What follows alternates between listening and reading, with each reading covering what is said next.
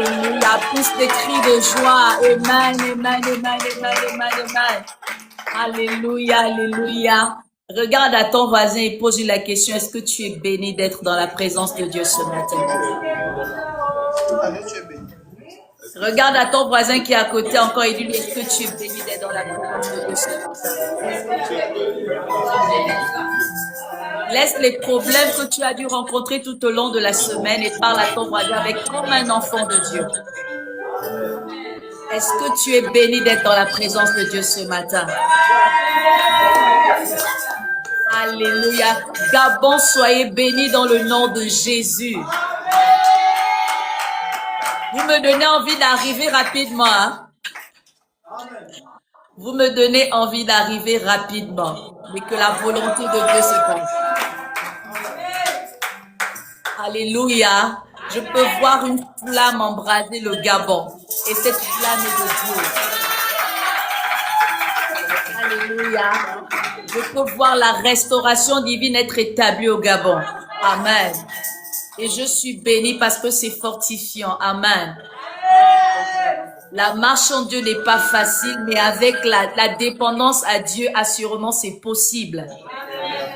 Que Dieu nous aide toujours d'être dépendants de lui afin que nous soyons victorieux au nom de Jésus. Amen, amen. Demande à ton voisin, voisine. Est-ce que tu as emmené ton épée ce matin? Aie ton épée ce matin parce qu'on va à la guerre. Alléluia. Alors ce matin, nous allons lire Jean 15, versets 5 à 8. Jean 15, versets 5 à 8. Je veux vous garder debout jusqu'à ce qu'on finisse de lire la parole de Dieu. Alléluia. Je vais également moi-même me mettre à l'exercice afin d'honorer l'Éternel Dieu. Amen. Donc je lisais Jean 15, versets 5 à 8. Je vais rapidement élever la caméra afin de ne pas être trop coupé. Alléluia. Et je vais lire dans la version français courant. Il est écrit. Je suis la vigne, vous êtes les rameaux. Celui qui demeure uni à moi et à qui je suis uni porte beaucoup de fruits. Car vous ne pouvez rien faire sans moi. Celui qui ne demeure pas uni à moi est jeté dehors comme un rameau et il sèche. Les rameaux secs, on les ramasse, on les jette au feu et ils brûlent. Si vous demeurez unis à moi et que mes paroles demeurent en vous, demandez ce que vous voulez et vous le recevrez. Voici comment la gloire de mon Père se manifeste. Quand vous portez beaucoup de fruits et que vous montrez ainsi mes disciples. Amen. Amen, amen. Est-ce que tu peux t'asseoir dans la présence de Dieu? Alléluia. Amen. J'ai lu la version français courant parce qu'elle se rapproche plus ou moins de la version en anglais qui est New International Version.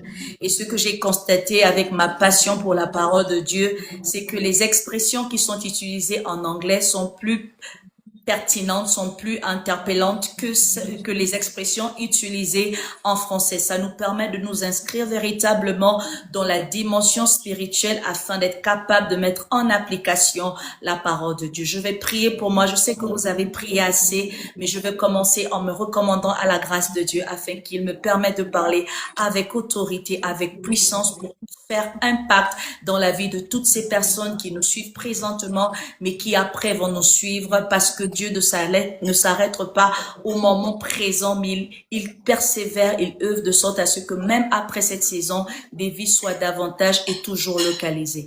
Père Adonai, je te bénis encore ce matin pour la grâce et le privilège d'être à ton service. Seigneur, je viens me recommander pleinement à elle afin que toi, le Dieu qui envoie et qui a équipé, puisse administrer cette parole conformément et convenablement selon ce qui te plaît. Seigneur, je ne suis rien sans toi et tout ce que je fais, c'est pour ta gloire. Alors je prie que la capacité de relâcher ton message selon toi me soit accordée au nom de Jésus. Je fais taire à l'instant les œuvres de la chair en moi, mon intelligence intelligence vaine qui ne peut être inscrit à la tienne. Je prie alors que tu es ce Dieu-là qui m'a oint et mis à part pour ta gloire, que tu m'onctionnes davantage afin que l'autorité qui vient de toi, la souveraineté qui est établie par toi, la puissance qui est accordée par toi soit mon partage au nom de Jésus. Le but c'est de gagner des âmes, le but c'est d'impacter les vies afin que le règne que tu souhaites établir en chacune de ces âmes le soit au nom de Jésus. Alors je prie que leurs oreilles soient attentives à ce message, que leurs yeux puissent te voir, que leur cœur puisse te toucher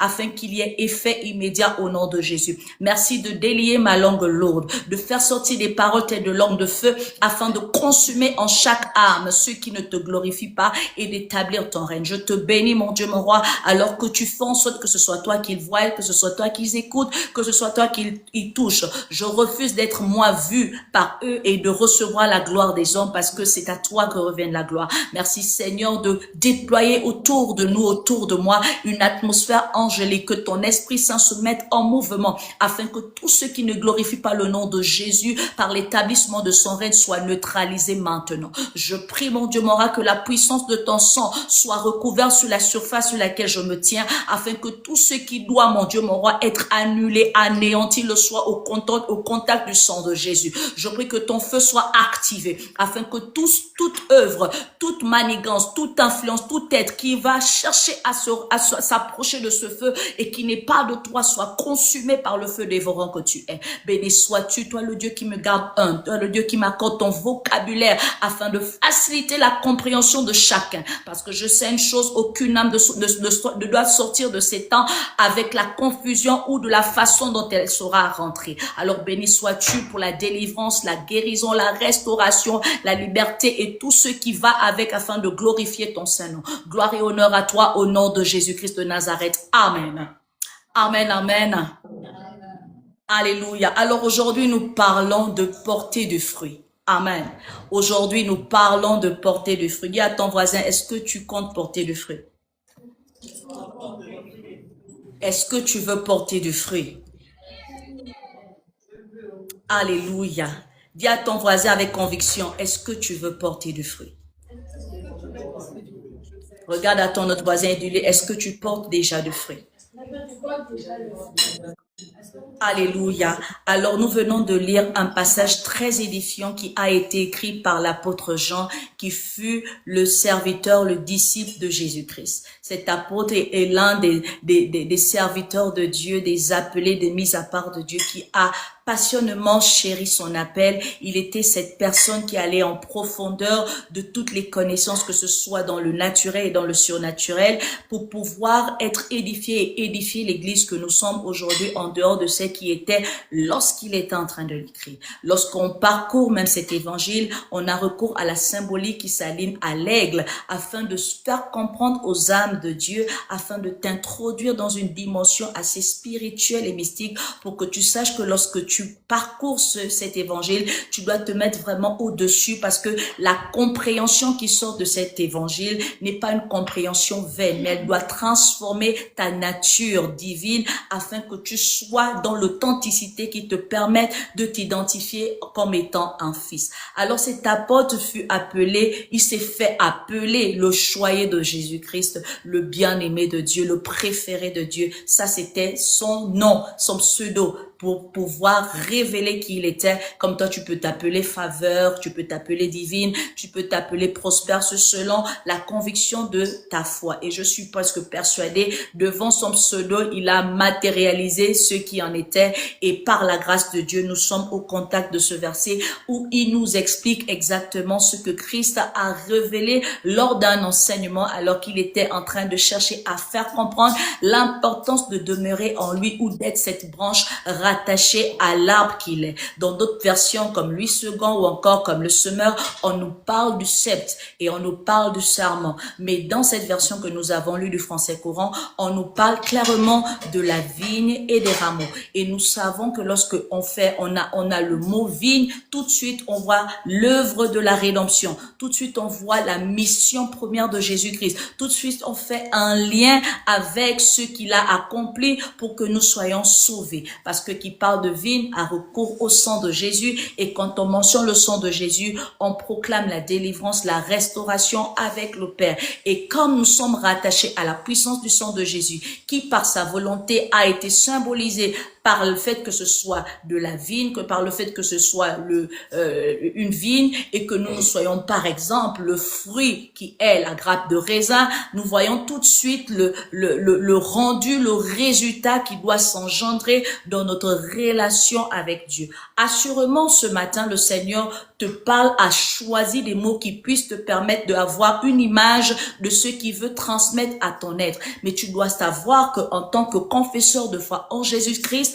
nous devons nous inscrire dans la dimension spirituelle parce que c'est dans cette inscription que nous aurons la capacité de pouvoir recevoir ce qui va déteindre sur nous pour que nous ayons le reflet de ce Dieu que nous servons. Alors, notre thématique est composée de deux mots, de portée et de fruit. Un est un verbe et l'autre est un mot.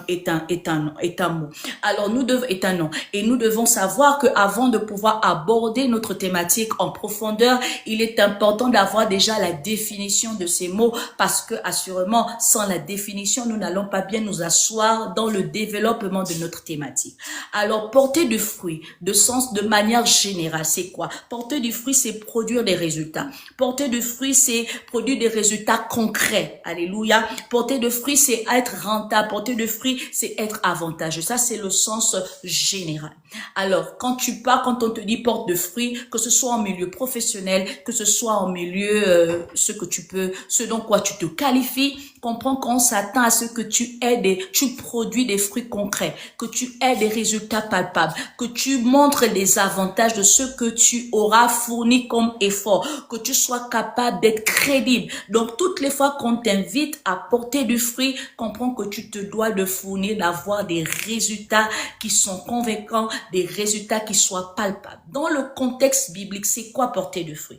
Dans le contexte biblique, porter du fruit, c'est être enraciné en Dieu pour manifester des bonnes actions, le caractère de Christ et l'utilité dans la communauté. Donc, lorsque on parle de porter le fruit dans la Bible, comme dans ce verset que nous venons de lire, c'est une invitation à être enraciné en Dieu. C'est une révélation à avoir par cet enracinement des bonnes actions que nous posons, mais aussi la capacité d'avoir le caractère de Christ qui est le principal combat de la vertu en Christ, c'est de pouvoir prendre Christ comme exemple et de s'inscrire dans cet exemple qu'il est afin de parfaire notre marche en lui qui ne doit pas être limité dans la religion parce que la religion ne sauve pas, mais qui doit s'inscrire dans la relation parce que c'est celle qui distingue et c'est celle qui propulse. Donc, il faut que au sortir de ton enracinement ou que par le fait que tu sois et que tu te dises être enraciné en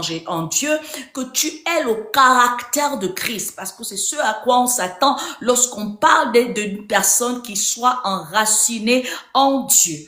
L'un des critères ou encore l'un des résultats que produit cet enracinement est le fait que tu sois utile pour ta communauté. Lorsque la Bible parle de la communauté, elle mentionne l'église, elle mentionne la famille chrétienne dans laquelle tu es inscrit. Elle mentionne la vertu en Christ, cette famille, cette communauté dans laquelle le Seigneur t'a inscrit. C'est une invitation pour toi à être utile dans cette communauté. Donc réalise avec moi ce matin que pour porter de fruits, il faut que tu sois enraciné, que tu aies le caractère de Christ, mais également que tu sois utile dans la communauté. Est-ce que à l'instant où tu es là, avec toutes les fonctions que tu as, avec ta présence régulière ou irrégulière que tu as fournie, tu peux t'auto-qualifier d'être utile dans cette communauté? Parce que celui qui porte des fruits en Dieu doit être capable d'être utile. En quoi est-ce que tu es utile à ta communauté? En quoi est-ce que tu dis être utile? Si tu n'as pas de raison, si tu n'as pas de réponse, si tu n'as pas de justif à présenter, le Seigneur par ce message t'interpelle à te décider d'être utile parce que c'est ce qui est important pour lui ou pour tout cela qui dit être inscrit en lui. Alors, la définition, tu l'as. ce que c'est porter de fruits. Maintenant, comment est-ce que le Seigneur veut te faire progresser dans cette compréhension ce matin pour que tu jouisses pleinement de sa bénédiction, parce qu'assurément le Dieu qu'il est un Dieu de l'excellence et il est toujours dans le détail, il est dans la précision pour ne pas que tu échappes à ta bénédiction véritable. Alors la question que nous nous posons ce matin est la suivante. Que faut-il faire pour être capable de porter du fruit ou d'être connu de ceux-là qui portent du fruit? Je te la répète. Que faut-il faire pour être capable de porter du fruit ou d'être connu de ceux-là qui portent du fruit? En vrai, il y a ceux-là qui portent déjà du fruit. Alors dans ce live, tu vas être davantage encouragé, pas pour que tu croises tes bras et que tu te sentes déjà arrivé, mais pour que tu maintiennes et que tu ailles de gloire en gloire, parce que tant que Dieu te garde sur terre, c'est que tu as encore une mission, c'est que tu as encore des choses à améliorer. Donc oui, si tu portes déjà de fruits, tu dois davantage en porter, parce que là où tu as porté, il y a des besoins encore qui sera connu avec le temps, qui te sera donné par Dieu. Donc ne te limite pas parce que tu portes du fruit, mais travaille davantage parce que tu dois porter un peu plus de fruits. Pour ceux-là qui ne portent pas de fruits, que ce message te permette de t'inscrire pour que tu ne sois pas en reste, que tu ne sois pas derrière, pour que tu ne te sentes pas culpabilisé, pour que tu ne développes pas un certain complexe parce que tu te sentiras d'être exclu à cette vocation à devenir une personne qui porte du fruit. Donc cette question, tu vas la répondre pour devenir, tu vas la répondre pour t'améliorer, tu vas la répondre pour on appelle comment, pour glorifier Dieu. Alors, nous avons lu le verset et je vais le relire progressivement. Il dit, je suis la vigne, vous êtes les rameaux. C'est une affirmation ici que Christ dit ou révèle. Parce que à l'instant où il est en train de parler, il s'adresse à ceux-là qu'il a déjà gagnés. Qui sont qui? Les disciples. Il s'adresse à ceux-là qui sont déjà mis à part. Comme ce matin, au travers du canal que je suis, il s'adresse à toi parce qu'il suppose qu'en tant que confesseur de foi en lui, il y a déjà des notions que tu dois savoir. Il y a des connaissances que tu dois comprendre pour t'inscrire véritablement en ce qui t'incombe en tant que fils, en tant que disciple de Jésus, en tant que fils de Dieu. Donc, il s'adresse pas à un religieux. Il ne s'adresse pas à un passant. Il ne s'adresse pas à un étranger. Il ne s'adresse pas à quelqu'un qui n'a pas la connaissance de ce qui est de manière, on appelle comment, de manière basique. Il s'adresse là à des disciples. Et les disciples, c'est qui? Ce sont des personnes, des élèves inscrits à l'école d'un maître. Qui est le maître? C'est Christ. Et qui sont les disciples? Qui sont les élèves? Ces disciples qui ont été mis à part. Ce matin, tu as été mis à part parce que tu es là. Tu as été également mis à part parce que tu as confessé Christ comme étant ton sauveur. Reste à savoir désormais, est-ce qu'il est ton Seigneur? Si oui, comme étant ton sauveur et ton Seigneur personnel. Alors Jésus-Christ dit, il est la vigne et toi tu es le rameau. Dans d'autres versions, il dit, il est le sceptre et toi tu es le sarment. Lorsque tu mets en image cette déclaration, tu comprends tout de suite qu'on a affaire à un arbre et à ses branches. Donc il est en train de dire, je suis l'arbre et toi tu es la branche. Ça veut dire quoi? C'est une révélation ici que en principe, il est question de la relation. Parce que si tu es la branche attachée à l'arbre, c'est qu'il y a une unité qui est là, c'est qu'il y a un rapprochement qui est là. Donc, tu n'es pas considéré hors de l'arbre parce que à l'instant où il affirme ces paroles, il est en train de dire que tu es supposé ou tu te dois d'être ou tu es considéré d'être sur l'arbre. Alors, quelle est la révélation pour répondre à notre première question ce matin? C'est que en tant que chrétien que tu dis être, en tant que croyant en Christ que tu supposes être ou que tu dis d'être, en tant que disciple de Jésus-Christ, tu dois être en Christ. Tu dois être sur cette vigne. Tu dois être connecté à l'arbre qu'il est. Donc, tu ne peux pas supposer être en Christ et vivre en dehors de Christ. Sinon, la conclusion, le sort qui t'est réservé, c'est d'être jeté au feu. parce que tu auras séché. En dehors de la vigne, il n'y a pas de vie. En dehors de l'arbre, il n'y aura pas de possibilité à la branche de continuer de vivre. Parce que de l'arbre, il tire les sources qui lui permettent de vivre et de pouvoir fleurir et de porter du fruit. Parce que de l'arbre, il y a la capacité de recevoir l'oxygène, de l'eau et de maintenir sa sève qui permet à la production. Donc, dès qu'on te coupe de l'arbre, toi qui es la branche ou le rameau, comprends, toi qui es le sarment ou le rameau, ou encore la branche de manière courante, comprends que tu vas perdre la vie à un moment donné. Pourquoi? Parce qu'il y aura plus rien qui va te connecter à la source.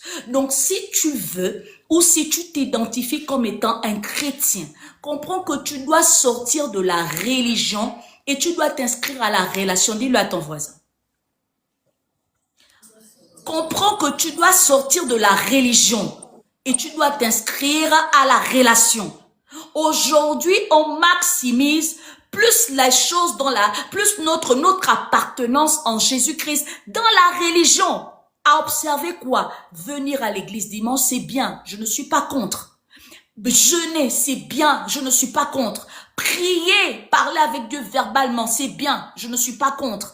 Faire tout ce qu'on fait, prendre la communion, c'est bien, je ne suis pas contre, parce que tout cela participe au culte. Mais comprends que s'inscrire dans cette dimension uniquement, faire recours à la religion. Or, la relation t'invite à la communion. Ça veut dire quoi? Une obéissance et une soumission totale à Dieu, dans une vie sacrificielle où tu es totalement rendu à Dieu afin de vivre l'expérience de ce qui est d'être inscrit en lui.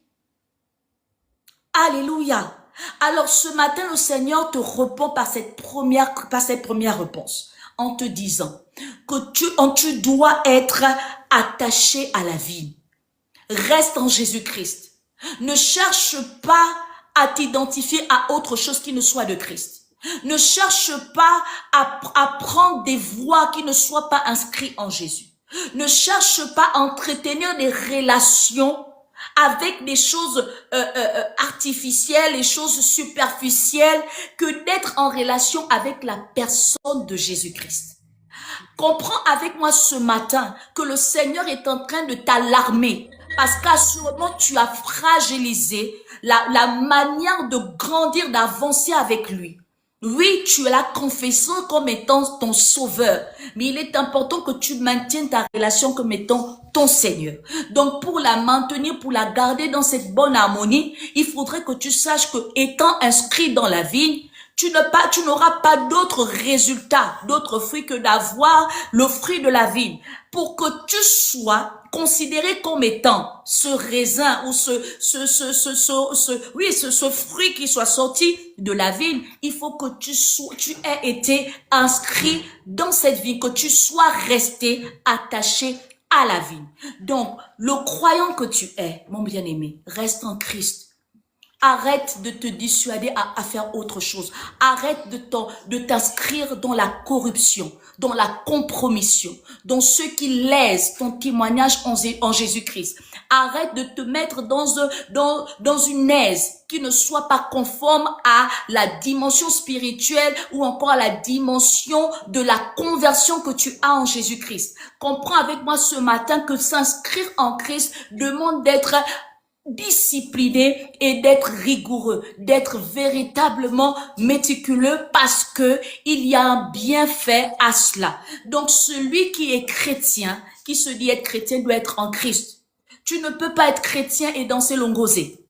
Tu ne peux pas être chrétien et t'inscrire à d'autres initiations. Tu ne peux pas être chrétien et avoir des croyances pour d'autres choses. Tu ne peux pas être en Christ et avoir un pied dedans, un pied dehors. Soit tu l'es, soit tu ne l'es pas. Parce que dès lors que tu t'exemptes d'être entier en Christ, c'est que tu es coupé de la vigne qu'il est.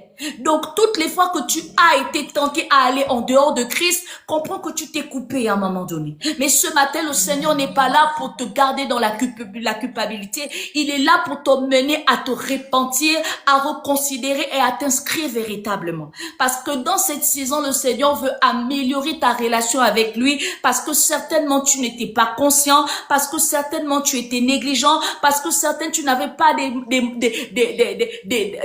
lois qui soient essentielles essentiel à celui qui est un fils authentique du vrai Dieu. Donc, comprends avec moi ce matin que la première manière, la première capacité d'être identifié, de porter le fruit, bien d'avoir l'espoir de porter le fruit, dépend du fait que tu restes attaché à la vie. Deuxième point. Être en Christ. Être demeuré. Mais je préfère mettre ça comme ça, voilà. Demeurer en lui et lui demeurera en toi. Donc, le fait de demeurer en lui, parce que de toutes les façons, si tu demeures en Dieu, il n'a pas d'autre choix que de demeurer en toi. Parce qu'il aime celui-là qui soit loyal à lui et qui soit fidèle en lui. Donc, l'obligation et le premier pas que tu mets, c'est ce avec quoi Dieu te considère. Si tu demeures en Dieu, Dieu demeurera en toi. Parce qu'il est un Dieu qui ne trahit pas.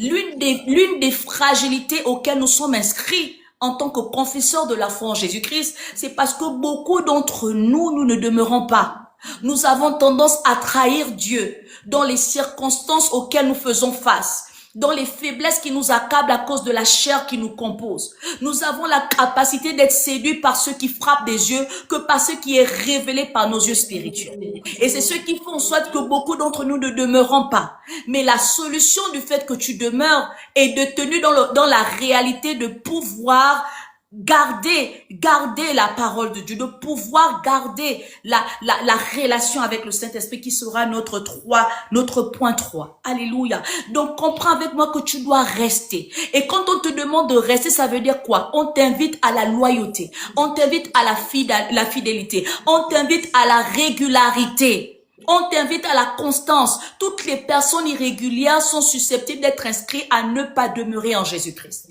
Parce que demeurer est un signe qui nous permet d'être crédibles.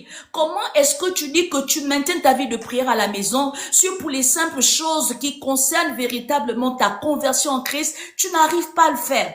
Parce que oui, tu peux garder ta lumière, ta prière active, mais beaucoup pris sous l'effet des émotions ou par self-interest, par intérêt personnel. Alors, tu ne peux pas dire que tu as une vie de prière si tu pries que pour tes besoins personnels. La Bible déclare que celui qui vient à Dieu se doit de renoncer à lui.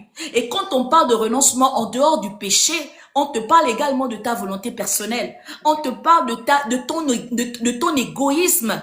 On te parle de renoncer à ta priorité et de désormais prioriser Dieu.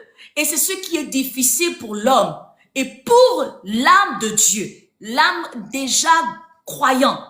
Et ce matin, le Seigneur veut remettre les choses dans leur contexte. Il t'a dit dans sa parole, cherche premièrement mon intérêt et tout ce que tu recherches te sera donné. Il t'a dit encore dans sa parole que les projets qu'il a pour toi ne sont pas de projets de malheur mais de paix.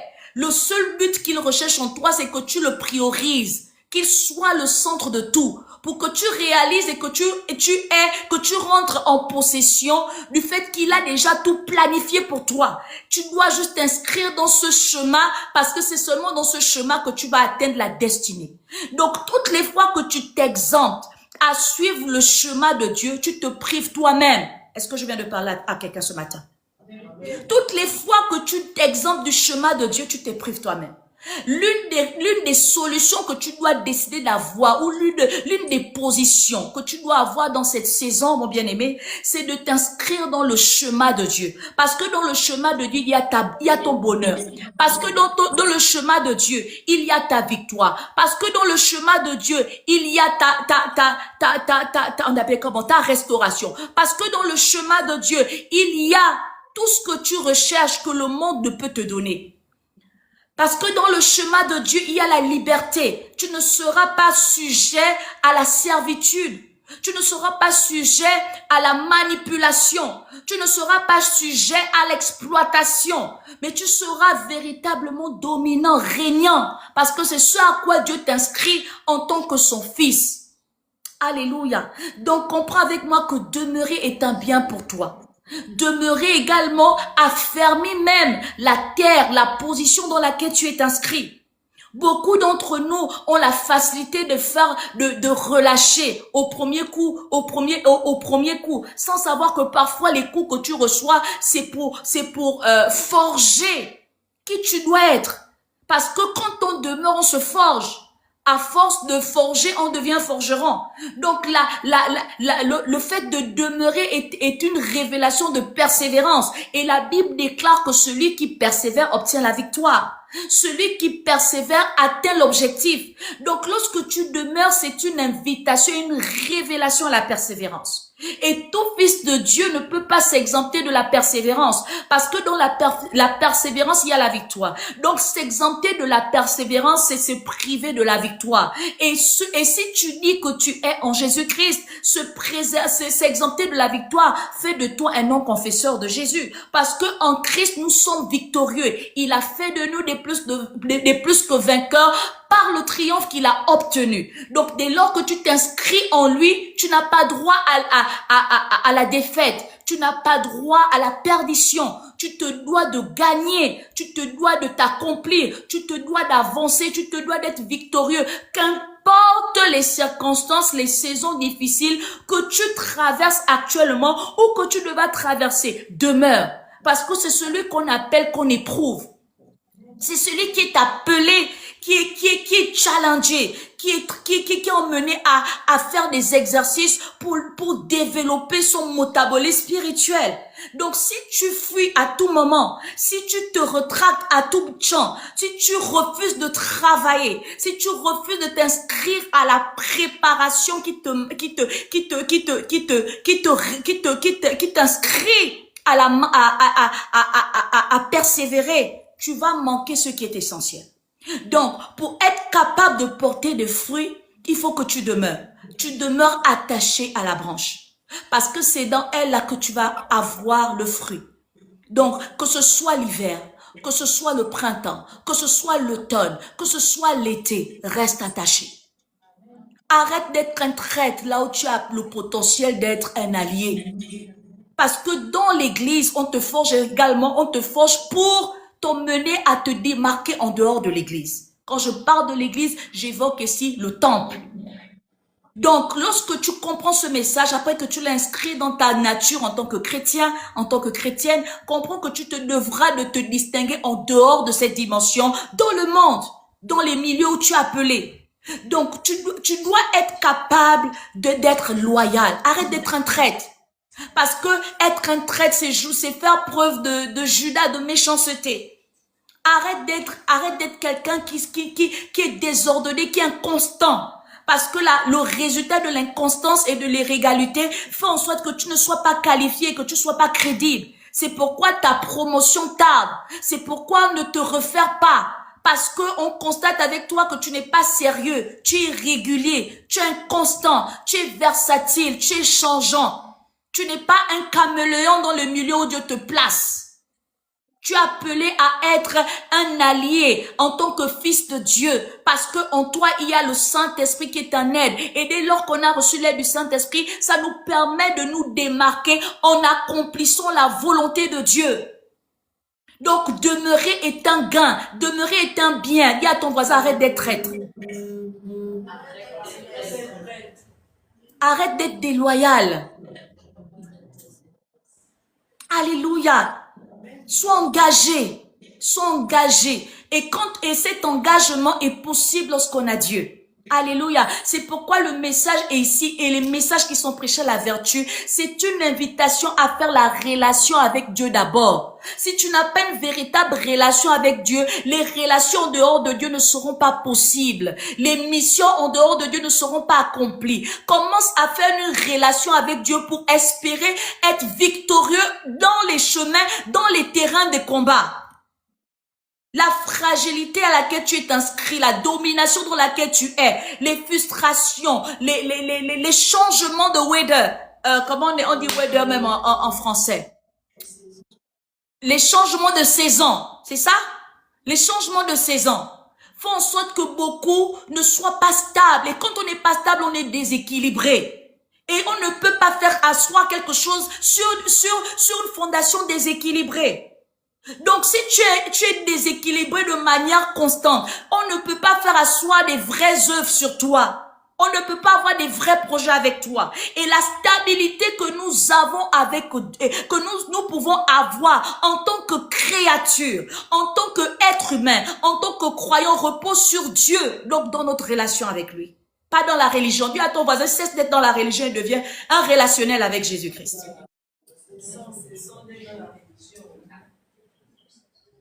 Tu es impressionné de comment les autres maintiennent leur relation avec Dieu, de comment les autres n'agissent pas de la manière dont tu agis. Parce que leur secret, c'est la relation, c'est pas la religion. Comment est-ce que tu parviens à toujours prier malgré le feu? Comment est-ce que tu parviens à toujours servir malgré le feu? Comment est-ce que tu parviens à être constant malgré la circonstance? Comment est-ce que tu parviens à être loyal? La vérité, la clé, c'est la relation. Elle n'est pas basée sur la religion. Elle est basée sur la relation. Je sais qui est mon Dieu et je sais ce que Dieu attend de moi. Et parce que je sais ce que Dieu attend de moi, j'y travaille tous les jours avec une intention bien déterminée sur la base de ce que je sais. Donc les saisons ne me changent pas. Les conditions dans lesquelles je suis ne me changent pas. Ce que je sais, c'est que ce que Dieu a dit, il fera. Parce que ce que la bouche de Dieu dit, ça met l'accompli. Et même si la prophétie tarde, assurément le Dieu qui a parlé, qui ne se répand pas de sa parole, l'accomplira certainement. Il est ce Dieu qui, lorsqu'il tisse une alliance, lorsqu'il a une alliance avec quelqu'un, ça s'accomplit de génération à génération. Il a tissé l'alliance avec Abraham, le promettant de pouvoir posséder Canaan. Ce n'est pas Abraham qui a foulé la terre de Canaan, mais c'est la génération après Abraham qui a foulé la terre de Canaan. Et c'est par le fait que la génération d'Abraham a foulé la terre de Canaan qu'on a la révélation de la fidélité de Dieu. Donc, une personne qui a la relation avec Dieu ne se limite pas par rapport à la saison. Même si je ne possède pas Canaan, l'œuvre que je suis en train de faire maintenant permettra à ma génération tout entière de posséder Canaan. Et ça, c'est une invitation à sortir de l'égoïsme et de la limitation. Aujourd'hui, nous avons plein de parents, nous avons plein de personnes qui s'investissent seulement dans le temps présent et qui ne pensent pas dans le temps à venir. Qui s'investissent seulement dans la vanité et qui ont oublié que le monde physique est d'abord spirituel. Donc la manière acharnée que tu es investi dans la dimension physique, comprends que si tu veux assurer quelque chose qui perdure, tu dois l'inscrire et te donner dans la dimension de l'invisible. Alléluia. Donc ne sois pas en Jésus-Christ parce que tu veux travailler maintenant. Ne sois pas en Jésus-Christ parce que tu veux voyager. Ne sois pas en Jésus-Christ parce que tu veux préserver ton mariage actuel. Bientôt, vous allez partir. Ne sois pas en Jésus-Christ pour avoir l'argent. Ne sois pas en Jésus-Christ pour avoir ce bébé. Ne sois pas en Jésus-Christ pour la vanité. Sois en Jésus-Christ pour l'éternité. Dis-le à ton voisin.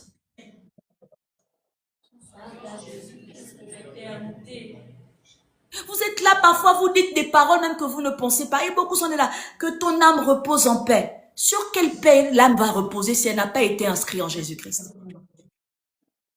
Oh, parce qu'il était généreux, parce qu'il était gentil, parce qu'il était ceci. Dieu n'est pas impressionné par rapport à ce que l'homme juge de bon.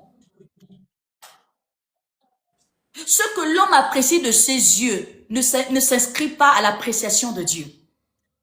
Donc si toi tu te vertues à donner l'éternité à quelqu'un sur la base de ce que tes yeux ont vu, Dieu s'inscrit à donner cette éternité sur la base de ce que toi tes yeux physiques n'ont pas vu, mais de ce que ses yeux spirituels ont vu. C'est pourquoi en Dieu ne soyons pas dans les émotions. En Dieu soyons dans le contexte qui nous inscrit en lui, être dans la vie. Alléluia, je sais que tu n'aimes pas trop mon message et il est un peu trop dur, mais que ça te délivre. Et que tu ne te sentes pas jugé, mais que tu te sentes amélioré. Ça doit te révolutionner pour être la meilleure version de toi. Dieu ne viendra pas prendre des tombeaux blanchis. Dieu ne viendra pas prendre la racaille. Dieu viendra prendre ceux qui auront pris soin de laver leur soutane. Parce qu'il est saint. Et dans son royaume, il n'y a que la sainteté qui règne. Si toi, tu as passé ton temps à profaner, à être dans ce qui te rend impur, comment est-ce que ce Dieu saint va t'établir dans sa sainteté alors qu'il s'est évertué à te donner une vie qui te permettait de te laver pour t'inscrire dans cette sainteté? Alléluia. Est-ce que tu comprends ce que je viens de te dire? Arrête de te profaner. Tu es un sanctuaire. Arrête de prendre à la légère ton inscription en Jésus-Christ. Ce n'est pas de la blague. C'est du sérieux. Arrête de te dire qu'être en Christ, c'est être dans l'acquisition des choses qui t'arrangent toi personnellement. C'est loin de là. C'est bien plus loin que ça. Et ce matin, porter de fruits est une révélation à t'inscrire dans la profondeur de ce là où tu t'es inscrit jusqu'à cette heure que tu reçois cette révélation. Alléluia. Donc, dis encore à ton voisin, demeure en Christ. Regarde à ton voisin et dis, demeure en Christ. Dieu te donne, il ne te donne pas, reste attaché à lui. Dieu a l'impression, tu as l'impression que Dieu est trop silencieux. Il n'est pas, le silence de Dieu n'est pas son indifférence. Dieu peut être silencieux, mais il observe.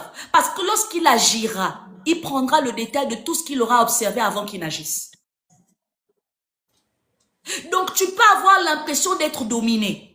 Tu peux avoir l'impression d'être combattu, d'être oppressé. Si tu restes positionné, tu demeures en Jésus-Christ. Lorsque Dieu va venir te venger, il ne va pas oublier les détails de tout ce par quoi tu seras passé sans qu'il ait agi.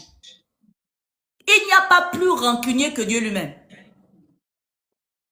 Il n'y a pas plus méchant que la méchanceté divine. C'est pourquoi j'ai dit dans une de mes vidéos que à quoi ça me sert d'être inscrit au prince des ténèbres alors que moi j'ai la capacité d'être inscrit au roi. Oh, je te le redis encore d'une autre manière.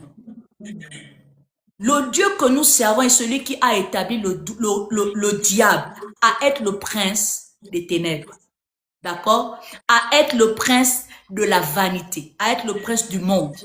S'il y a un prince, c'est qu'il y a un roi. Qui est le roi? Pourquoi moi je m'évertue à servir un prince alors que j'ai la capacité d'être inscrit dans le roi? Donc à partir de ce matin, cesse d'avoir une ambition limitée. Cesse de servir le prince. Va et sers le roi. Parce que le roi là qui est bon, derrière sa bonté, lorsqu'on se fout de lui, il révèle la méchanceté qui soit plus extrême que le diable. Donc ne sois plus un traître de Jésus-Christ. Ne prends pas cette doctrine comme on te l'a fait comprendre par les personnes qui ne vivent pas la réalité. Celui qui s'inscrit en Christ dans la relation développe la spiritualité et la mystique en Christ. On ne peut pas mystifier une mystique en Jésus-Christ. On ne peut pas désacrer quelqu'un qui est spirituel. Parce que déjà, il est attaché à des principes. Je ne sais pas si vous avez déjà suivi les films nigériens pour ceux qui sont adeptes à ça. Comment on montre la manière dont ils sont disciplinés dans certaines sectes. C'est une réalité partout. Toutes les sectes ont des principes. Et lorsque tu es inscrit dans les principes, là, tu deviens mystique. Dieu te demande de ne pas souiller ton corps parce qu'il veut te rendre mystique et sacré. Il sait qu'il y a des combats auxquels tu auras à faire face. Tu auras besoin de ton sacré pour défendre ta cause et avoir la victoire. Dieu te demande de ne pas mentir parce qu'il sait ce que tu as en ne mentant pas. Dieu te demande de ne pas faire certaines choses, de ne pas aller dans certains milieux parce qu'il connaît. Donc si tu es quelqu'un de discipliné et tu t'inscris dans les principes de ton Dieu, tu vas gagner. Dieu te demande de donner les sacrifices. Va demander aux occultistes. Ils donnent les sacrifices à une dimension même que toi, tu t'assois, tu prends les cours. Mais les chrétiens sont tellement pingres, chiches, égoïstes. Et c'est eux qui sont gourmands. Ils ont du mal à donner à leur divinité. Mais laisse-moi te rafraîchir. Même si Dieu a donné, et que qu'en te donnant, tu penses qu'il ne te réclamera pas l'ascenseur, tu te trompes. Parce que celui qui a beaucoup donné espère beaucoup recevoir. Toi, tu donnes le superflu à Dieu, mais c'est toi qui veux recevoir beaucoup. Dis à ton voisin, en fait, tu te mentais pendant longtemps. Hein? Dis-le à ton voisin, en fait, tu te mentais pendant longtemps. Tu donnes peu à un Dieu qui t'a donné beaucoup. Et tu penses qu'il va être indifférent au fait que tu ne lui donnes pas assez? Ce n'est pas possible. Même Christ l'a démontré. Le pharisien le reçoit chez lui. Il reste impressionné et stupéfait par rapport à la femme pécheresse qui va casser le parfum sur ses pieds. Parce que ce qu'elle avait donné était valeureux. Jésus-Christ n'était pas indifférent devant le sacrifice. Toi qui t'as menti qui n'aime pas les sacrifices. Toi qui t'as menti que Dieu n'aime pas ça. Salomon vient prendre le règne. La première chose qu'il fait à Dieu, c'est un sacrifice. Dieu lui dit, ce que tu as donné là, ferons en sorte qu'aucun homme ne sera intelligent comme toi. Aucun homme sur la terre n'aura la capacité d'avoir cette sagesse que tu as.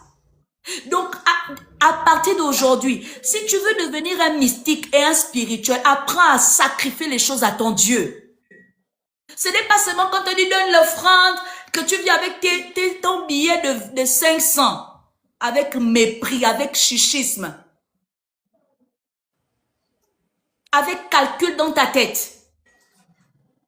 Tu viens avec comme, oh la femme à la pièce de 200 avait donné les 2 pièces d'argent. Tu ne connais même pas le contexte profond de cet acte-là. Cette femme-là, c'était tout ce qu'elle avait. Donc, on suppose que c'était quelque chose de cher qu'elle avait. C'est ce qu'elle a donné. Donc, toi, tu es là, tu t'es limité à 2 pièces d'argent parce que c'est minime. Juste pour révéler la chichance qui est la tienne. Et tu veux devenir mystique. Oh, je suis spirituel. Quel est le sacrifice que tu donnes à Dieu? Qu'à partir de ce message, ton sacrifice parle véritablement. Donne le sacrifice à Dieu. Arrête de voler les principes. Dieu te demande la dîme. Tu ne donnes pas la dîme, pourquoi? Tu manges ton salaire. Oh non, tu trouves des excuses. Mais comment est-ce que tu vas être aligné à prospérer financièrement? Si déjà ce principe-là est bafoué, laisse-moi te dire que la prospérité financière n'est pas par rapport à l'acquisition des montants que tu as. Parce que les gens se disent que être prospère, c'est avoir le banque en compte plein. C'est faux. Lorsque Dieu parle de la prospérité, qui est le mot shalom, il y a beaucoup de définitions dans ça. Il y a des personnes qui sont inscrites dans les maladies chroniques. Parce que pendant longtemps, elles ont passé leur temps à ne pas respecter le principe de la dîme. Dieu a réclamé ça dans leur santé. Est-ce que tu vois la prospérité? La santé est une prospérité. Tu le sais, non? La santé est une prospérité. Tu ne le sais pas. Ou bien tu fais semblant. La santé, tu voles à Dieu. Il te réclame ça dans ta santé. Tu es là. Tu peux faire 2 jours, tu es bien. Les autres jours, tu es dans le trouble total, tu n'as pas de paix. Mais on l'a en Dieu, on l'a en Jésus. On n'a pas que la paix quand tu meurs, on commence à la voir pendant que tu vis. Donc quand tu voles à Dieu, quand tu ne respectes pas ce principe, il t'empêche d'avoir la paix. Parce que ne pas respecter le principe divin, c'est se mettre en désaccord avec Dieu. Donc il n'y a pas de paix en vous. Et s'il n'y a pas de paix, c'est bien évident que tu ressentes ça et que tu le vives. Donc tu n'as pas de paix. Est-ce que tu constates comment est-ce que tu es en train de faire? Yeah. Dieu te réclame toujours. Dieu ne reste pas indifférent. Donc, apprends à donner ton sacrifice à Dieu. Apprends à être sacrificiel. Christ a donné ce qui était cher. Toi, tu sers un Christ, mais tu donnes ce qui est superficiel. Ton temps est superficiel. Ton service est superficiel. Ton donné est superficiel. Tout pour toi est superficiel. Est-ce que tu es la production de la Chine? Même comme on dit que la Chine est la première puissance là. Mais tu comprends ce que j'ai dit. Ton produit est Shintok. Hein? Tu n'as pas envie d'être dans les magasins de luxe. Tu n'as pas envie d'être, quand on passe Louis Vuitton, on fait la queue tellement c'est cher. Non, hein.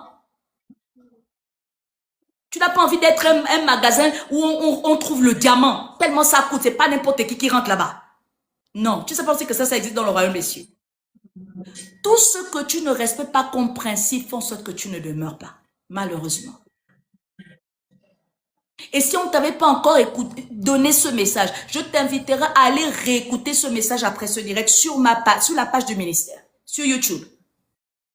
Va réécouter ce message et que ça te bénisse. Troisième point.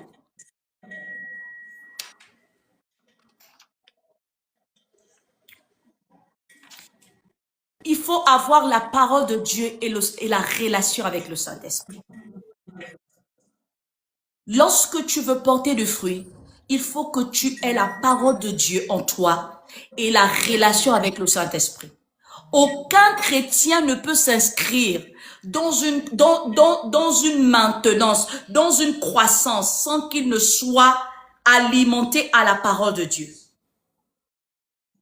Il faut que tu parviennes à t'alimenter de la parole de Dieu parce que la parole de Dieu est symbole d'eau vive, de source de vie. Donc, c'est une eau. Et l'eau est symbole de vie. Donc, celui qui s'abreuve à la parole de Dieu aura toujours la vie en lui. Celui qui fait la relation avec le Saint-Esprit ne se perdra pas. Parce que lorsqu'on a la parole de Dieu, on a déjà le point de départ qui nous permet d'aller plus loin avec lui. Et maintenant, le Saint-Esprit vient canaliser notre potentiel de rester dans la voie de Dieu. C'est pourquoi il est l'aide pour nous propulser. Donc, mais le Saint-Esprit dépend de ce que tu as reçu comme parole. Parce que si tu n'as pas reçu la parole de Dieu, comment est-ce qu'il va t'aider à demeurer fidèle à elle? Donc, les deux vont de pair. Tu dois être capable de te nourrir à la parole de Dieu. Tu dois être capable de l'observer. Quand tu l'observes, tu te gardes, tu deviens inébranlable. Lorsque tu as la parole de Dieu, tu as tout ce qui te permettra de pouvoir grandir spirituellement. Parce que la parole de Dieu nous aide à grandir. Le fait de ne pas l'appliquer à ta vie te soustrait à la capacité de pouvoir devenir la meilleure version de toi. Donc, les personnes qui avaient l'habitude de prendre la Bible, tu te dis que comme tu as écouté la prophétesse Grâce Divine prêcher dimanche, j'ai fini. Toute la semaine, tu ne lis pas la Bible, tu fais une grosse erreur. Tu dois t'alimenter à elle en la lisant, en la méditant et en la pratiquant. Ne te dis pas que la parole de Dieu que tu lis, ça s'administre aux autres seulement. Nous sommes tous inscrits à l'observer. Donc, lorsque Dieu te demande de ne pas faire, commence à ne pas faire. Lorsque Dieu te demande de faire, commence à faire. Ne te dis pas que tu l'enregistres pour aller évangéliser quelqu'un d'autre. Parce que même en allant évangéliser la personne, tu ne pourras pas lui transmettre quelque chose de bon, puisqu'on ne donne que ce qu'on a. Donc, si la parole de Dieu n'est pas en toi, même si tu parles d'elle, elle n'a pas de l'effet dans les personnes qui l'écoutent. C'est pourquoi, malgré le fait que tu connaisses tous ces versets bibliques, malgré le fait que tu aies longtemps écouté les prêches, puisque la parole n'a pas pris vie en toi, tu es incapable d'impacter les autres. Tu es incapable d'impacter ton milieu. Mais si tu commences à pratiquer la parole de Dieu, si tu commences à vivre selon elle, à l'administrer avec intention, tu vas voir le résultat que ça produit. Parce que ce sera comme un produit que tu es en train de mettre sur ton corps et on a besoin de voir l'effet, l'éclat un peu sur ta peau. Donc, vivre selon la parole est un gain pour toi. Arrête de te dire que la parole de Dieu est là pour te combattre. Elle est là pour séparer ce qui est charnel à ce qui est esprit. Pour que ta vie d'esprit commence à prendre forme. Si tu n'as pas la connaissance de la parole de Dieu, comment est-ce que tu vas prendre forme en Dieu? Donc, la parole de Dieu est une invitation pour toi d'avoir une fondation inébranlable. On ne peut pas bâtir sur une fondation qui soit ébranlable. On ne peut pas bâtir sur quelque chose qui ne repose sur rien. Et la parole de Dieu t'octroie la capacité d'avoir déjà des fondations. Donc, médite-la, jour et nuit, comme il a instruit à Josué. Observe-la véritablement avec intention, surtout au moment où Satan se présentera à toi. Parce que Satan se présentera à toi au moment où tu dois atteindre la gloire de Dieu. Au moment où tu dois honorer ton Dieu. Il n'a pas tenté même le Fils de Dieu. Il n'a pas tenté le Fils de Dieu au commencement de son jeûne. C'est à la fin. Si Christ n'avait pas la parole des prophètes, bien qu'il soit fils, comment est-ce qu'il aurait maintenu cette tentation? Toi qui es là, qui connais trop. Hein, non? Tu raisonnes trop. Hein? Tu as l'expérience, n'est-ce pas? Tu ne sais pas que je te rappelle que Christ lui-même, le Fils, a été humble devant les instructions des prophètes. Il pouvait dire, bon, moi je suis plus que Moïse. Moi je suis plus que Enoch. Moi je suis plus que que Ésaïe, puisque je suis le Fils de Dieu. Non. Il a réitéré ce qui était inscrit par les prophètes à Satan, pour nous montrer qu'on ne s'auto-suffit pas même si on est super onctionné. Pour nous montrer qu'on ne doit rien négliger, même si on a la certitude de certaines choses. Pour nous inviter à ne pas nous familiariser au sacré, parce qu'on ne sait pas à quel moment Dieu va agir. Pour nous emmener à cette dimension d'humilité, parce qu'on n'est pas plus grand aux yeux de Dieu lorsqu'on est arrogant.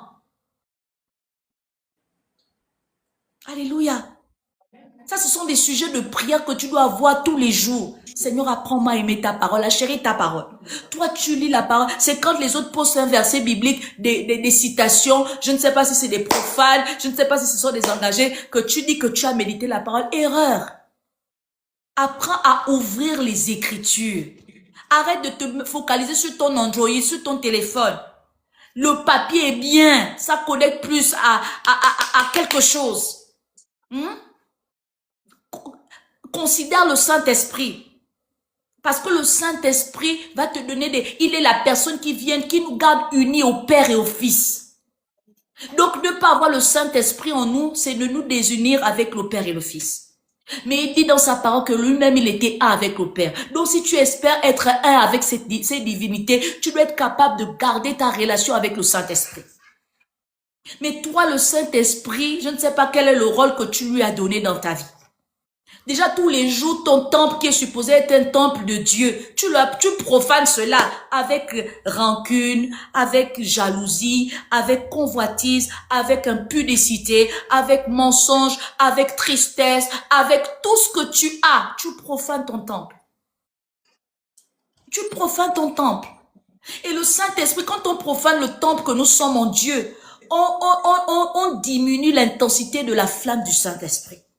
Parce que dans le monde invisible, nous reflétons, nous sommes symboles d'un feu allumé.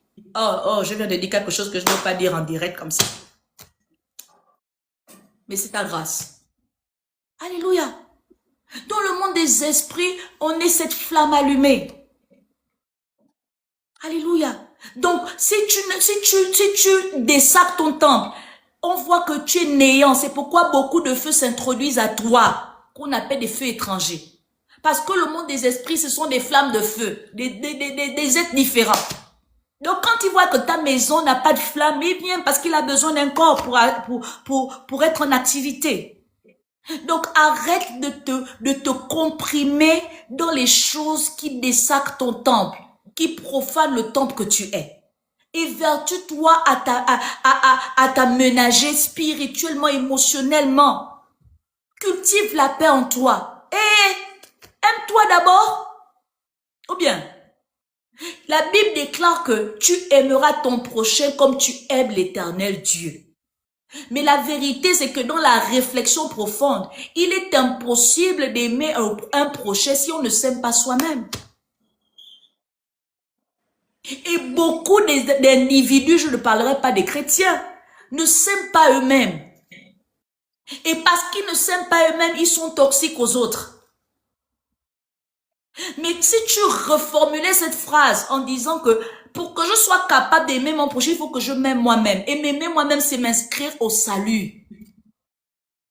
Parce que quand tu t'inscris au salut, ça veut dire que tu auras travaillé sur ton caractère spirituel à devenir comme Christ.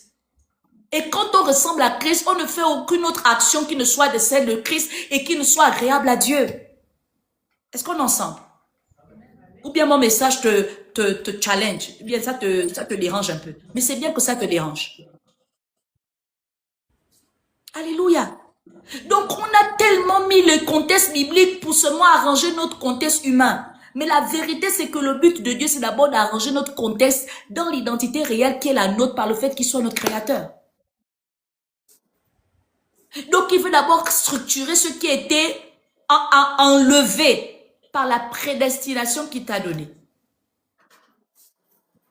Donc, remets les choses, aime-toi toi-même, embrasse le salut. Et tu verras que être un gagnant d'âme, un disciple de Dieu sera possible et facile. Alléluia. Donc, relationne avec le Saint-Esprit pour parfaire ta manière d'être en Jésus-Christ. Il te dira, le Père n'aime pas ceci, le Fils doit faire cela, etc. Sur la base de ci, il va te donner la révélation de la parole pour que tu sois capable de t'inscrire en elle et que tu vas aux obligations qui te sont imposées en tant que fils de Dieu. Et que tu ne trouves pas de ça de difficile à faire parce qu'en fait, tu es dépendant de ce Dieu et que tu es un fils.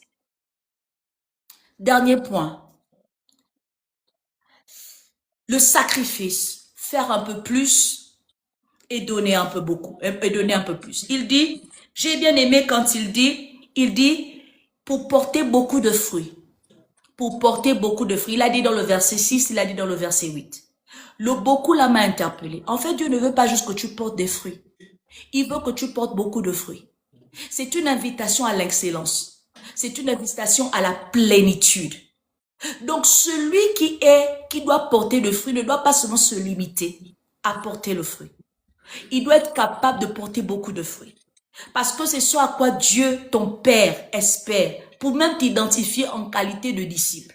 Donc, si tu ne portes que le fruit, on va se questionner sur quel type de fruit tu es. Parfois, tu es un fruit, oui, mais tu es une mangue verte qu'on ne peut pas consommer. Alors que lorsque tu as beaucoup de fruits, c'est que dans la dimension de l'excellence et l'accomplissement, on a la révélation aussi de la maturité. On a la révélation de l'accompli. Et on ne peut que manger un fruit lorsqu'il est prêt à manger. Donc, le beaucoup la stand, comme on dit en anglais, for something that is ready to be consumed. Pour quelque chose qui est prêt à être consommé. Donc, tu peux être un fruit, mais tu es encore dans ton instance d'adolescence. Bien que donc, apprends à devenir mature pour être une véritable source de bénédiction dans ta communauté, dans l'église, dans le domaine là où Dieu t'a établi. Si tu n'es pas mature, tu ne sauras pas te démarquer, te distinguer. Et on ne pourra pas te qualifier d'être exceptionnel et d'être excellent. Donc, c'est une invitation à travailler dans une ambition qui doit t'inscrire à te démarquer positivement, à t'accomplir pleinement, à être excellent, à être diligent. Donc, donner beaucoup là, c'est bien. Parce que Christ n'avait pas donné beaucoup, bien qu'il ait délivré les possédés, guéri les malades. Il a commencé à donner beaucoup quand il a accepté d'aller à la croix. C'est en allant à la croix que la mission a été accomplie. Donc, celui qui donne beaucoup atteint le but divin. Apprends à être sacrificiel, comme je l'ai dit tout à l'heure. Apprends à faire plus d'efforts. Arrête de te justifier dans ton confort. Parce qu'une fois en Dieu, on sort de sa zone de confort pour s'inscrire dans la zone de confort divine. Et là, on est obligé même d'être identifié, d'être égoïste. Mais tant que je suis du camp de Dieu, je ne peux pas être égoïste si c'est pour la gloire de Dieu. Tant que je fais des efforts pour plaire à mon Dieu, je ne peux pas être qualifié d'être en dehors parce que l'effort que je fournis, c'est pour être agréable à mon Père. C'est pour être agréable à Dieu. Donc, qu'importe les jugements des autres vis-à-vis à mon engagement à mon Dieu, ça n'a pas de gage sur moi, ça n'a aucun effet. Parce que moi, mon but est centré sur l'accomplissement, la plénitude, l'excellence, la maturité.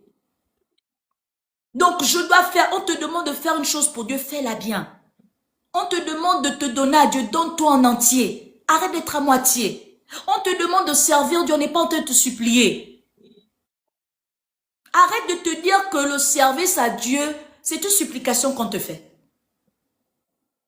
Arrête de te dire que l'invitation à l'église, c'est parce qu'on veut voir ta tête. Non.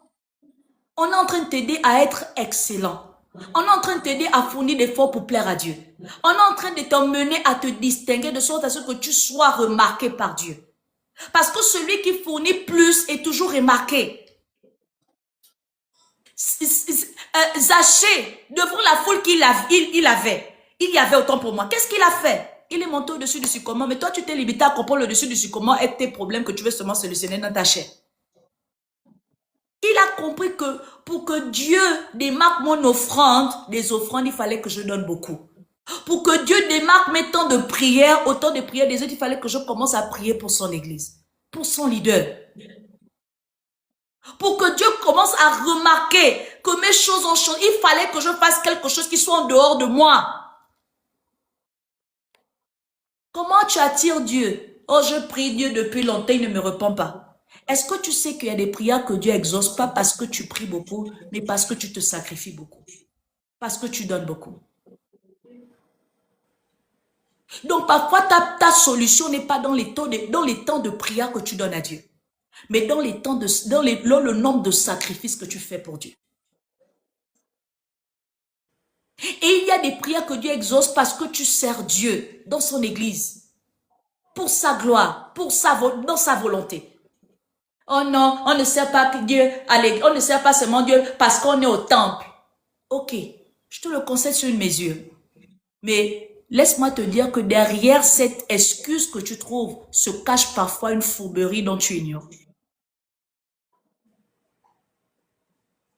Se cache la paresse et la dualité. Parce que celui qui veut servir Dieu en dehors du temple est déjà libre et engagé dans le temple. Tu ne peux pas commencer à aller balayer la maison de l'autre sans avoir balayé ta propre maison. En fait, c'est ce que tu es en train de faire. Donc, il te serait impossible de servir Christ en dehors du temple. Si déjà dans le temple, tu fais comme tu fais la façon. Oh, tu n'as pas aimé ce que je t'ai dit, hein? Vraiment que mon message t'énerve encore. Que ça te frustre encore. Tant que ça va te changer, gloire à Dieu. Hein? Quand le prophète vous demande de venir vendredi prier, c'est à l'église de la vertu en Jésus-Christ. Hein? Vous pensez qu'il vous supplie? Hein non? C'est lui qui doit encore venir prier sans savoir qu'il prie chez lui pour déjà l'église. N'est-ce pas? Oh non, toi qui es trop fatigué, nous qui ne sommes pas fatigués de marcher, c'est loin. Mais que ce message te sorte de cette excuse si tu aimes véritablement Dieu et que tu veux porter des fruits. Tu dois être de ceux-là lorsqu'on dit veiller de prière. Tu cours parce que tu t'identifies à. Faire des efforts. Commence à faire des efforts en marchant. Pour l'amour de Dieu. Ou bien tu vas seulement marcher quand ton foyer sera en feu. N'est-ce pas? Non? Ou bien tu vas seulement marcher parce que tu veux la promotion. N'est-ce pas? Et tu penses que le Dieu à qui tu présentes ça est un Dieu voilé. Comme toi, tu ignores certaines choses. Le Dieu là, il connaît tes intentions avant de t'exaucer. Donc, quand tu fournis des efforts parce que tu as un intérêt, il connaît déjà. Il va traîner avant de te répondre jusqu'à ce qu'il soit convaincu que tu aies compris que le sacrifice n'est pas par intérêt. Pour gagner la main, pour gagner sa main, mais pour être dans son cœur. Alléluia.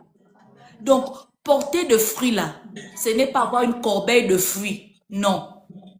Arrête de te dire que c'est avoir une corbeille de fruits. Non. Porter de fruits là, c'est subir le processus qui permet à ce que le résultat de fin, on puisse avoir le fruit que toi-même tu auras pris soin d'atteindre. Porter le fruit là, c'est d'être persévérant et renoncer à soi pour croître spirituellement, de sorte à ce que Christ soit véritablement révélé. Donc, si tu portais de fruits, pensant que c'est les résultats éphémères qui réjouissent ta chair, qui étaient de porter les fruits, ce matin, je vais te dire que porter le fruit, c'est une invitation à la relation avec Dieu, où on doit constater ta croissance spirituelle, atteindre la maturité. Au point où lorsqu'on regarde à ta maturité, tu deviens une source de bénédiction pour les autres à s'inscrire dans ce Dieu. Amen. Amen. Que le Seigneur te bénisse. Alors que tu as pris soin de noter tout ce qui t'a été dit. Nous avons donné 4 clés. La première clé, c'est d'être dans la vie, de demeurer sur la vie. La deuxième, d'être attaché à la vie, notamment pour moi. La deuxième clé, c'est de demeurer dans la vie, donc d'être en Christ. La troisième clé, c'est d'avoir la parole de Dieu et de relationner avec le Saint-Esprit. La quatrième clé, c'est de donner ton sacrifice, de fournir plus d'efforts, de donner un peu plus que ce que tu fais présentement. Que le Seigneur te bénisse. De là où tu es, je vais t'inviter à prier. Je sais que tu as été beaucoup indexé et du fond de ton cœur, tu sais que ce message t'est adressé. Que le diable ne te gagne pas dans la culpabilité ou dans l'offense, mais que le Saint-Esprit te gagne dans le renoncement de toi, afin que tu sois capable de t'inscrire dans une relation authentique avec ce Dieu que tu prétends et que tu dis servir. Alors de là où tu es, que le Seigneur te conduise dans des temps de prière personnelle. Demande à Dieu de t'aider à relationner avec lui. Demande à Dieu de gagner, de conquérir ton cœur. En conclusion, nous prenons, porter du fruit, c'est s'inscrire, sois béni, diaconesse. Porter du fruit, c'est s'inscrire dans une marche qui empêche la possibilité de ce résultat. Porter des fruits, c'est s'inscrire dans une marche qui empêche la possibilité de ce résultat. Ce qui va t'obliger à être persévérant et à renoncer à toi afin de connaître la croissance. Ce qui va t'obliger à être persévérant et à renoncer à toi afin de pouvoir connaître la croissance. Alors, que le Seigneur vous bénisse. De là où tu es, comme je le disais tout à l'heure, ne perds pas le fil d'idée, ne te déconnecte pas. Demande à Dieu de te toucher. La religion en Christ ne sauve pas. Ce qui sauve, c'est la relation avec Christ. Et jusqu'à présent, tout ce que tu fais, c'est être un religieux. Jusqu'ici, ce que tu as longtemps fait, c'est être une religieuse. Jusqu'ici, ce que tu as longtemps fait, c'est de servir Dieu sans Dieu. Mais ce matin, porter du fruit t'exige d'avoir la présence de Dieu. Porter du fruit t'exige à t'inscrire dans cette dimension. Et tu as compris que ce message était tellement profond et s'adressait à toi. Tu es désolé, oui, mais tu veux inviter Dieu à venir régner pleinement dans ta vie. Tu veux décider d'être attaché en lui, en esprit, en vérité. N'est plus juste te donner un titre, mais d'avoir véritablement une identité qui révèle d'un DNA qui soit de Jésus-Christ en toi. Et ce matin, tu veux t'inscrire dans cette dimension d'excellence. Tu veux t'inscrire dans cette dimension d'appartenance. Parce que tu sais que les théories sont là pour t'aider à comprendre. Mais la réalité est inscrite par le fait que tu sois capable de te soumettre. Et ce matin, que ta prière, alors que je parle commence à prier, que ta prière t'inscrive à relationner avec Jésus-Christ. Que ta prière t'inscrive à relationner avec Christ. Que ta prière t'inscrive à pouvoir être capable de maintenir ce qui doit être maintenu en Christ en toi.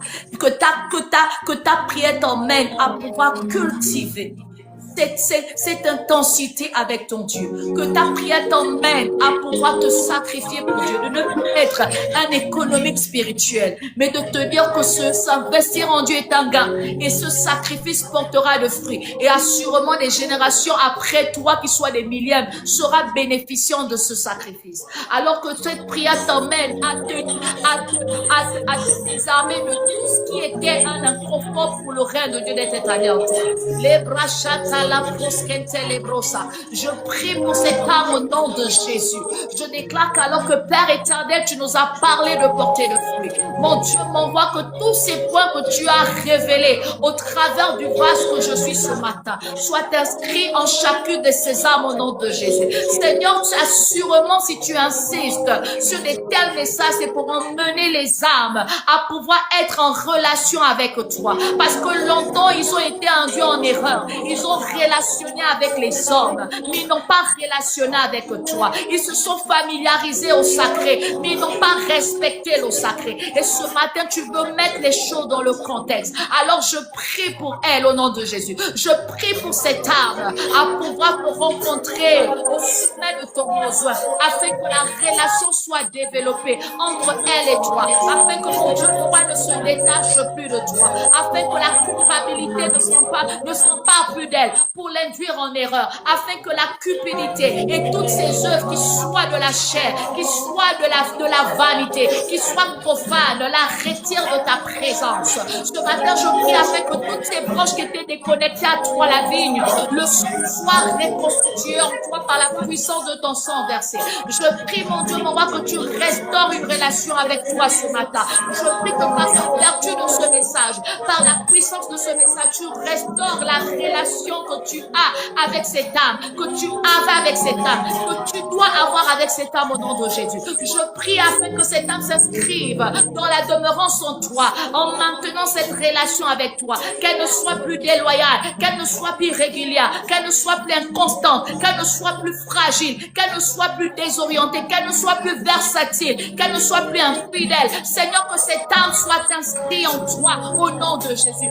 Emmène-la te regarder comme l'auteur de sa foi, mais également comme son Dieu, comme son Père, afin que la confiance qui doit être en elle soit véritablement enracinée et affermie en elle.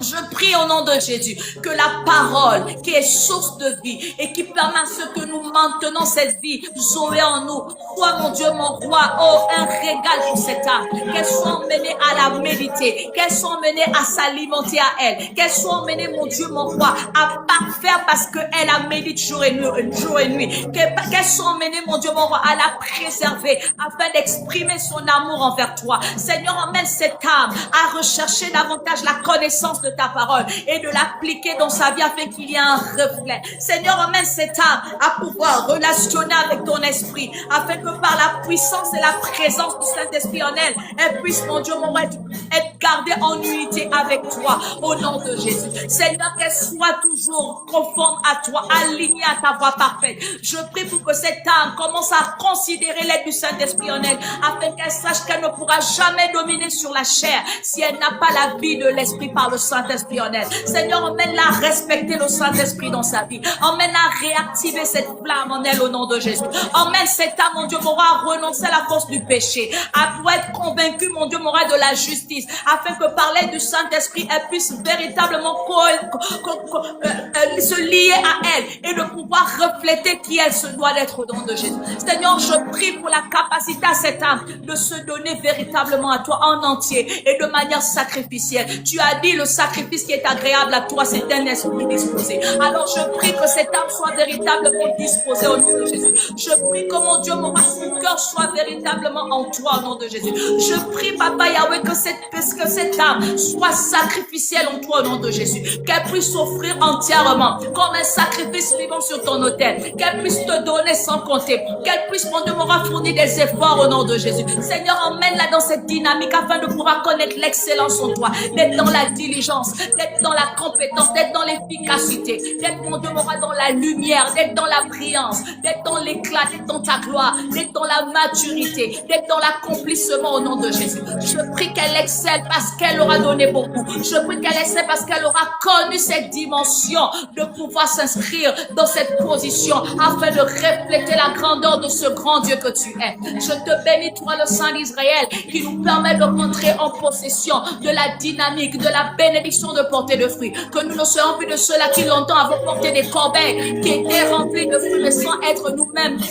Nous sommes nous-mêmes des concernés et des producteurs de ce fruit. Mais qu'à partir de maintenant, Seigneur, nous soyons des producteurs de ce fruit afin de véritablement révéler notre identité en toi par les fils que nous sommes de ton royaume. Je te bénis, mon Dieu, mon roi, pour cette relation qui s'améliore entre cette âme et toi. Je te bénis, mon Dieu, mon roi, pour l'amélioration de sa marche avec toi. Je te bénis pour la maintenance et l'excellence de ceux-là qui étaient déjà en toi. Merci, Seigneur, pour tout tes offert, parce que tu es ce Dieu qui ne nous répond pas seulement selon ce que nous te demandons présentement, mais selon le besoin, la réalité de tout un chacun. Alors béni sois-tu pour le besoin que tu comptes devant cette thématique dans la vie de cette âme, afin de pouvoir atteindre la perfection divine. Tu es le Dieu qui sait tout, tu es le Dieu qui contrôle tout, tu es le Dieu qui est merveilleux. Gloire et honneur à toi, Père et Adonai. C'est au nom de Jésus-Christ de Nazareth que je viens de prier pour cette âme, que je viens de demander cela pour cette âme, que nous venons de prier et que les saints disent Amen. Amen, amen.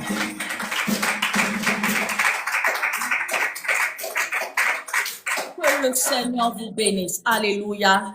Alors, nous allons passer à notre étape suivante qui est l'offrande. Pour ceux qui sont en ligne, je vous donne les numéros, même si je sais que nombreux d'entre vous ne respectez pas cela.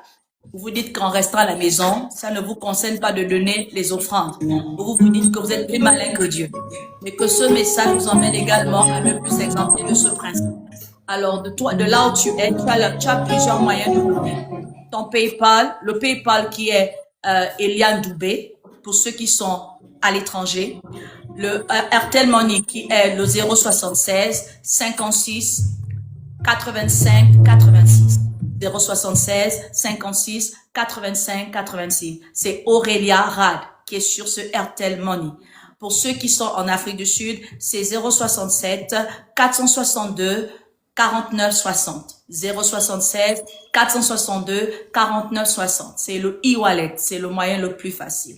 Donc, Airtel Money 076 56 85 86. Arrête de penser que parce que tu es à la maison, que tu ne dois pas donner ton offrande. Si tu as participé à ces cultes et que tu as été béni et que tu te sens être béni par Dieu et honorer Dieu, donne ton offrande. Pour toi qui es à l'étranger, il y a PayPal, il y a Doubé. Et pour l'Afrique du Sud, 067 462 49 60. Sous la conduite des chantes et on va clôturer. On va prier pour les enfants.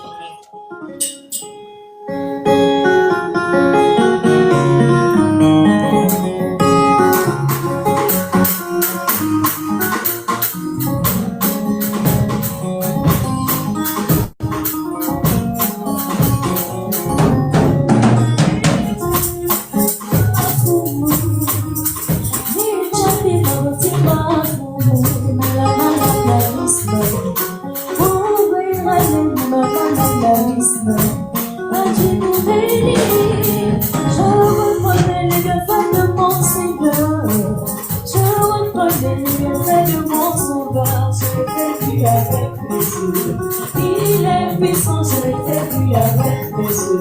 Il a triomphé. Et on reconnaît le bienfait de mon Seigneur. Je reconnais le bienfait de mon Seigneur. Je l'ai vu avec mes yeux.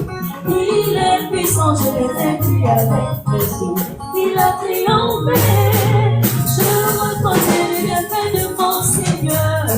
Je reconnais le bienfait de mon Sauveur. Je l'ai vu avec mes yeux. Il est puissant, je l'ai vu avec mes yeux. Il a triomphé. Béni Jabil Manotima Fumu. Béni Jabil Manotima Fumu. Mama la Mabista. Oh, oui, Rani, Mama la Mabista. Aji vous béni. Je reconnais mon Seigneur. Je reconnais le fait de mon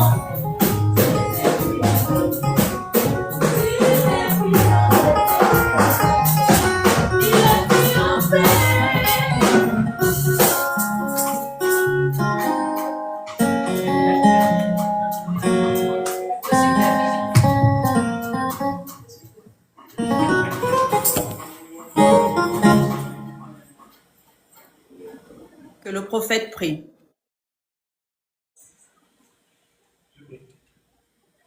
Seigneur, nous te bénissons et nous te rendons grâce. Nous reconnaissons bien là tes bienfaits, effectivement. Ce n'est pas, Seigneur, donné à tout le monde. Ce n'est pas une habitude pour nous, c'est une grâce. Nous le reconnaissons, Seigneur. Et nous te rendons gloire pour ce que tu nous as permis